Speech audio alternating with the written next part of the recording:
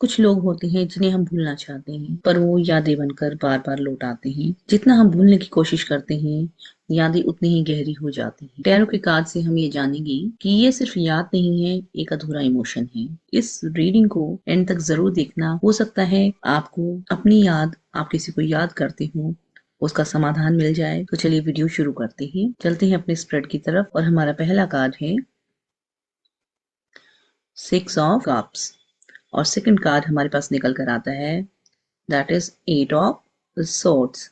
तो इन दोनों कार्ड्स की सिंबोलॉजी को समझ लेते हैं। ये दोनों कार्ड्स क्या बताते हैं। 6 ऑफ कप कार्ड्स कहते हैं कभी कभी ये इंसान, ऐसा हो सकता है कि 6 ऑफ कप में जो दो व्यक्ति दिखाई दे रहे हो वो आप हो। तो जिस इंसान के बारे में आप सोच रहे हैं ये इंसान कभी आपसे लाइफ में मिला था, आपके बहुत करीबी भी रहा है और इससे बात करना, इससे मिलना, इससे हंसी मजाक करना आपको बेहद पसंद था। उस दौर में एक वक्त ये भी था कि आप दूसरे के इंतजार भी करते थे, एक दूसरे से बातें भी करते थे, एक दूसरे का साथ आप लोगों को बहुत अच्छा लगता था, एक दूसरे के साथ चलना, एक दूसरे के साथ बैठना और एक दूसरे के साथ मजाक आपकी आदत थी। दुनिया की परवाह आपको कम थी और एक दूसरे की केयर करना, एक दूसरे का ध्यान रखना, एक दूसरे की जरूरतों को समझना भी शायद जिंदगी का हिस्सा रहा है। ये सिर्फ रिश्ता नहीं था, आप मन ही मन महसूस करते थे कि आपके दिल में बहुत ज्यादा खुशी थी, एक दूसरे के लिए सम्मान था, इज्जत थी। जो सेकंड कार्ड हमें बताता है 8 ऑफ सोर्ड्स की समय हमेशा एक सा नहीं रहता, समय बदल गया। जहाँ पे फुलवारी थी, जहाँ पे खुशियां थी, अब वहां पर ऐसी कोई भी खुशी नहीं थी क्योंकि यहाँ दूरियां आ गई थी। ये दूरियां फिजिकल हो सकती हैं, ये दूरियां किसी तरीके से एक डिस्टेंस हो सकता है दोनों के बीच में। हो सकता है ये फिजिकल डिस्टेंस ज्यादा हो, देखिए इमोशनल एक दूसरे के साथ अभी भी कनेक्टेड रही हो, लेकिन यहाँ पर फिजिकली डिस्टेंस दिखता है, एक दूसरे से दूर हो गई हो। लेकिन आपके दिल और दिमाग में वे इंसान ने बहुत गहरी जगह बनाई। ठीक है, आपने उस इंसान के साथ जब चले तो आपने कभी भी फ्यूचर के बारे में नहीं सोचा कि उस इंसान के साथ सफर आपका कितना लंबा होगा। बस सोचते थे कि ये सफर ऐसे ही चलता रहे, इसी तरह का आपका साथ था। आप बस यादों में जीते रहे। वह इंसान आपसे दूर हो गया लेकिन आप उस इंसान की यादों में थे और जिससे खुद को ही उन ख्यालों में आपने कैद कर लिया। आप उस इंसान की ख्वाबों ख्यालों में इतने खोए हुए थे कि सराउंडिंग में क्या हो रहा है आपने देखना भी जरूरी नहीं समझा। आप आसपास की चीजों को शायद देख नहीं पाए।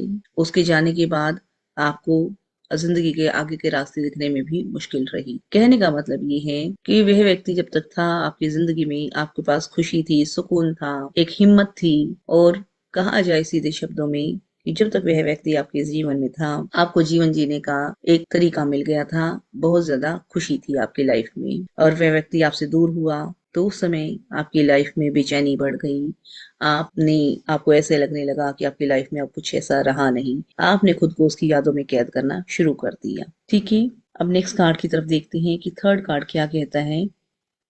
थर्ड कार्ड है डेविल और फोर्थ कार्ड है 5 ऑफ कप्स। ओके, अब इन दोनों को देख लेते हैं।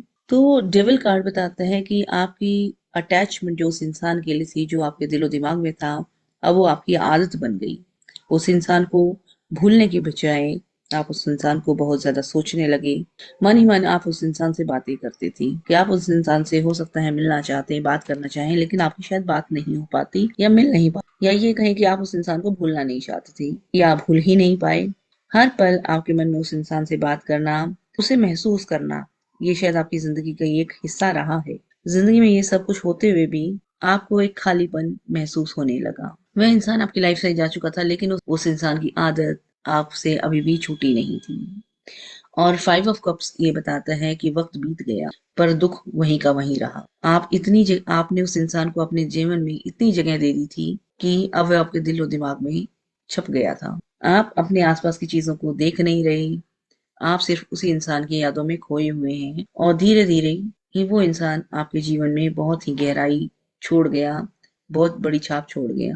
यहाँ पर अगर आप देखेंगे तो 3 कप गिरे हुए हैं और 2 कप खड़े हुए हैं, लेकिन जो खड़े कप हैं उस पर तो आपका ध्यान ही नहीं गया। मतलब सब कुछ खत्म नहीं हुआ था, बस आपका फोकस गलत जगह लग गया था। ठीक है, लास्ट कार्ड देखते हैं कि क्या कहता है ये भी आपकी रीडिंग में।